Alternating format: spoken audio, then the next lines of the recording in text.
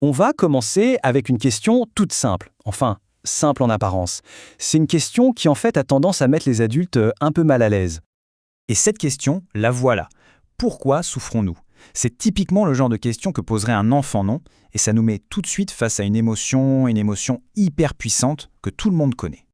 Comme le dit si bien Frère Fapli, c'est une question d'enfant que les adultes essaient généralement d'éviter. Et c'est vrai, la plupart du temps, on fait tout pour éviter la souffrance. Et une des causes majeures de cette souffrance, c'est la peur. Alors voilà, on arrive au cœur du sujet. On a tendance à voir la peur comme un ennemi, un truc à éliminer. Mais et si ce n'était pas du tout ça? Et si en fait, en essayant de s'en débarrasser, on se trompait complètement de chemin? En fait, la peur, c'est un peu comme une pièce à deux faces. D'un côté, c'est un outil de survie absolument essentiel. C'est ce qui a permis à nos ancêtres de rester en vie, ce qui nous aide à anticiper un danger, c'est une énergie qui nous pousse à trouver des solutions. Mais de l'autre côté, oulala. Dans notre monde moderne, avec les infos en continu, elle peut devenir une force qui nous dépasse, qui manipule nos choix et qui, si on ne la gère pas, nous plonge dans un stress permanent. C'est vraiment cette double nature qui est fascinante. Du coup, la vraie question n'est pas comment est-ce que je me débarrasse de la peur. Non, la vraie question c'est comment est-ce que j'apprends à m'en occuper. Comment fait-on quand elle devient écrasante? C'est là qu'intervient ce qu'on appelle la pratique d'accueillir la souffrance. Et pour illustrer ça, une histoire vraiment marquante. C'est celle du maître zen Thich Nhat Hanh, une histoire qui implique une tragédie et un pirate. Un jour, il apprend une nouvelle absolument terrible. Une jeune réfugiée de la mer, une boat person, s'est donnée la mort après avoir été violemment agressée par des pirates. Face à ça, notre premier réflexe serait la colère, la rage, non? Mais lui, il a fait quelque chose de différent. Il a suivi un processus en plusieurs étapes. D'abord, il a juste accueilli la nouvelle, sans réagir.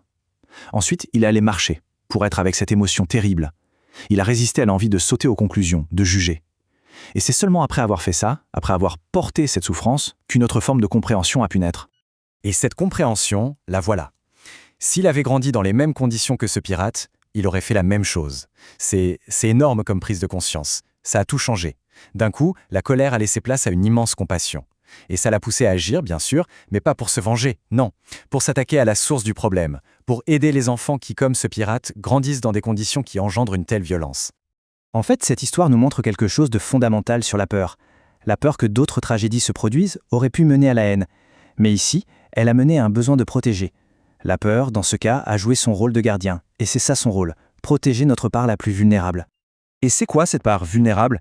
Eh bien, souvent, la peur se manifeste pour mettre un bouclier autour de ce qu'on pourrait appeler notre enfant intérieur. C'est cette partie de nous qui est tendre, sensible, fragile. C'est elle que la peur cherche instinctivement à protéger. Donc, toute la pratique consiste à faire quoi?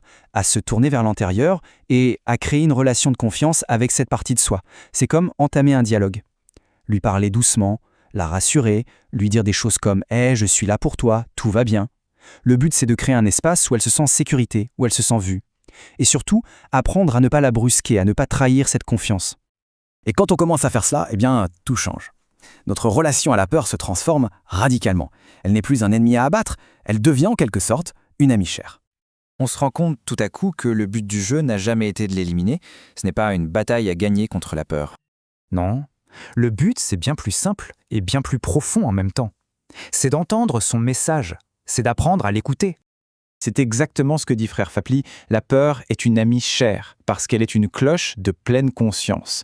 C'est une image magnifique, non? La peur devient une sorte d'alarme bienveillante, une cloche qui sonne pas pour nous faire paniquer, mais pour nous dire doucement « Et attention, il y a une partie de toi là qui est vulnérable et qui a besoin de soins, qui a besoin de ton attention. » Alors pour finir, ce changement de regard nous laisse avec une question. Une question à se poser peut-être. La prochaine fois que la peur se pointe, au lieu de la chasser ou de l'ignorer, on pourrait juste s'arrêter un instant et se demander « Tiens au fond, quelle est la partie vulnérable de moi que ma peur est en train d'essayer de protéger là, maintenant ?»